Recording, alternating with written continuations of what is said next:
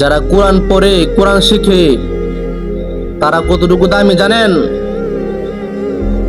হ্যাঁ, হুজুর পাক সাল্লাল্লাহু আলাইহি সাল্লাম বলেছেন, খায়রুকুম মান তাআল্লামাল কুরআনা ওয়া আল্লামা। খায়রুকুম মান তাআল্লামাল কুরআনা ওয়া আল্লামা। হুজুর পাক সাল্লাল্লাহু আলাইহি সাল্লাম বলেছেন, সর্বশ্রেষ্ঠ, সর্বোত্তম ঘোষণা দিয়েছেন, তোমাদের মধ্যে সর্বশ্রেষ্ঠ,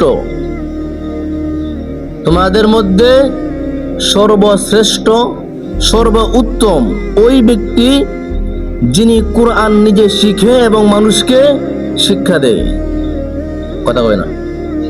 হ্যাঁ, তাহলে কি যারা কোরআন শিখে এবং মানুষকে শিক্ষা দেয়, এখানে হাদিসও বলে নাই, অর্থাৎ দুনিয়ার কোনো ইলমকে বলে নাই, কোরআনকে বলা হয়েছে দুনিয়ার শ্রেষ্ঠ কিতাব। যারা কোরআন পড়ে তারা কি অনেক দামি না? তাদের পায়ের নিচে ফেরেশতারা নূরের পাকা বিছায় দেয়। সুবহানাল্লাহ। এই জন্য মনোযোগ দিয়ে পড়তে হবে,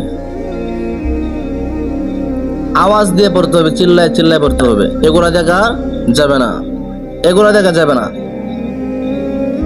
যে যত বেশি চেষ্টা মেহনত করবেন, পরিশ্রম করবেন,